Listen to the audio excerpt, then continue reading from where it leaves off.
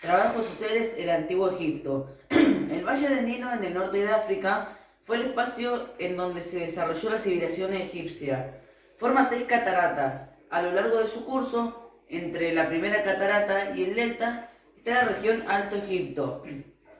Y la región delta, la más poblada como Bajo Egipto, es una región muy fértil en medio del desierto y se beneficiaba de las cadenas montañosas que lo rodeaban y lo protegían de los vientos secos del desierto dañinos para cualquier cultivo. En el sur de los desiertos se encontraban canteras de granito, empleada para la construcción, y en el delta había papiro, utilizado para hacer láminas en las cuales se podía escribir, y la fertilidad del Valle del Nilo favoreció la cría de animales.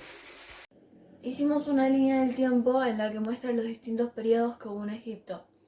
El primer periodo es el periodo arcaico, que comienza entre 3000 años o 2800 años antes de Cristo. Después está el reino antiguo, que pasaron entre 2800 o 2200 años antes que Cristo. Entre medio está el primer entremedio y luego está el reino medio, que pasó entre 2050 o 1730 años antes que Cristo. Entre 1778 está el segundo intermedio, y luego de eso está el Imperio Nuevo, que pasó entre 1580 o 1085 años antes que Cristo. En 1085 pasó también el tercer intermedio. Y luego finalmente está el periodo bajo, que pasó 712 o 332 años antes que Cristo.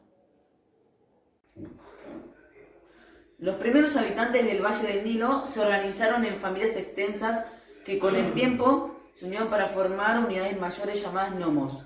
Los nomos se dividieron en 2 reinos que estuvieron enfrentados, norte y sur, y 3000 años antes de Cristo se volvieron a unir y formaron un único estado egipcio donde se gobernaba un rey llamado Faraón. La sociedad era altamente jerarquizada, clase alta. En esta clase figuraba el faraón, quien era considerado el dios de Egipto y controlaba toda la región.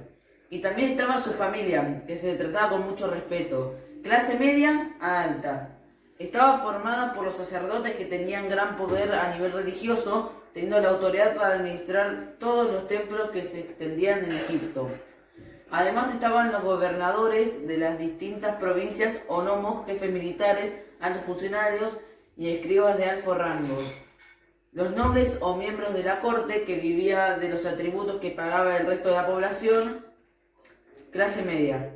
Entre estos se contaban los campesinos, los comerciantes y los artesanos, todos los cuales constituían la mayor parte de la población, más del 90% del total de la población.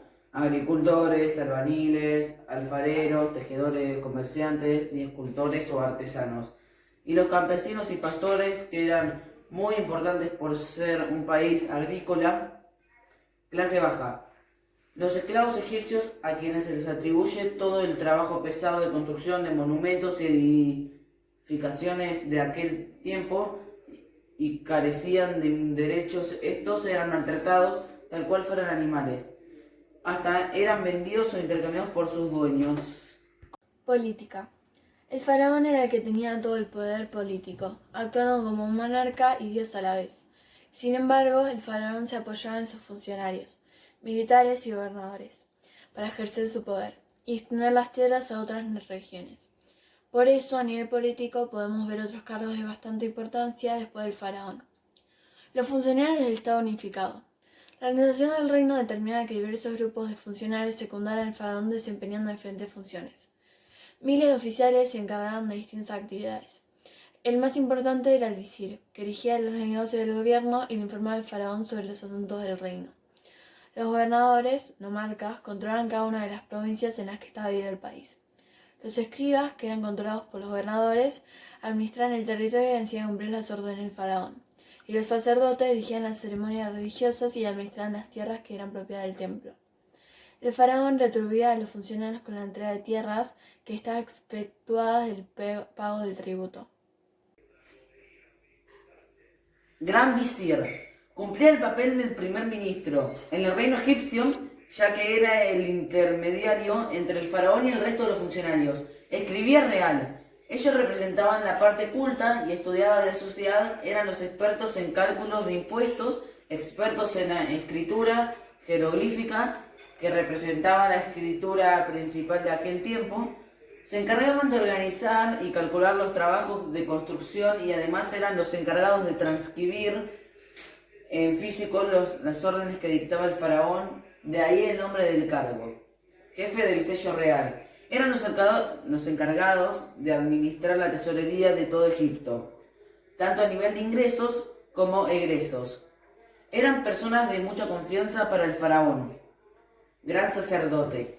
Estos eran los encargados de toda la parte religiosa con la autoridad suficiente para dirigir los templos y todo lo relacionado al culto que se llevaba a cabo dentro y fuera de estos.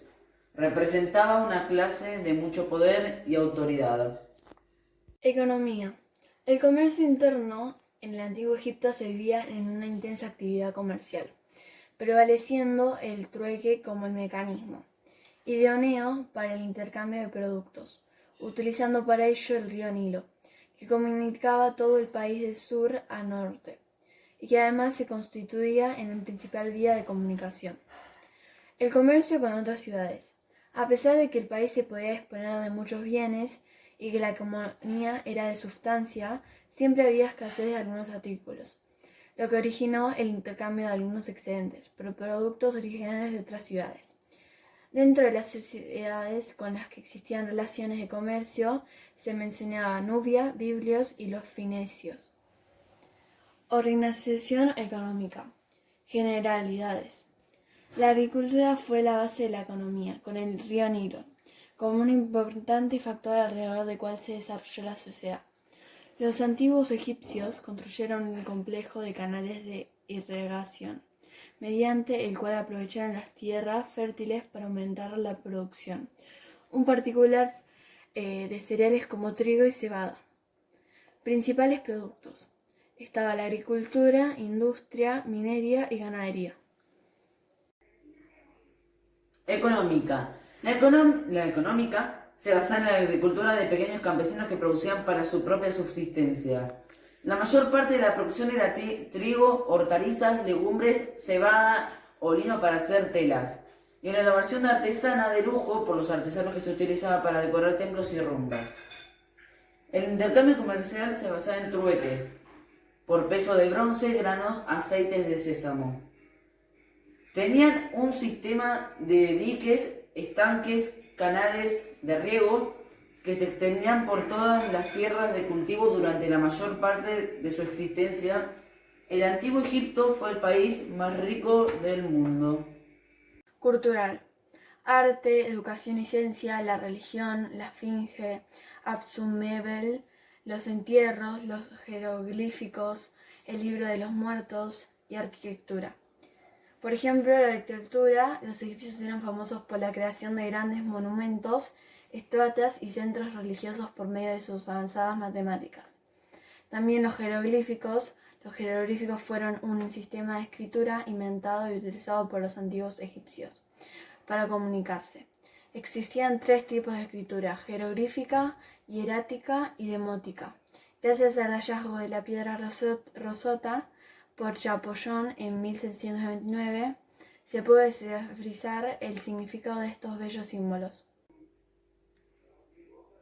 Cultural. Los papiros se elaboraban con los juncos del Nilo. La técnica consiste en, una vez extraídas las tiras, se ponen en remojo durante un determinado número de horas, cambiando sucesivas veces el agua. Una vez conseguido el papel soporte, los artesanos, a la usanza de sus antepasados y con técnicas similares, pintan a mano los motivos más espectaculares de la decoración de las tumbas faraónicas, de los templos de los dioses o las costumbres de Egipto. Esta es la pirámide social. Organización política y social. Primero está el faraón, después los nobles sacerdotes y altos funcionarios, después están los soldados, los escribas, después están los comerciantes y mercaderes, después están los artesanos, los campesinos después y después los esclavos. Para terminar, Maylene y yo sacamos esta reflexión. Después de leer la noticia, la reflexión que creemos que es que el antiguo reino de Egipto, en un periodo de 500 años, la economía era principalmente agrícola y dependía del Nilo.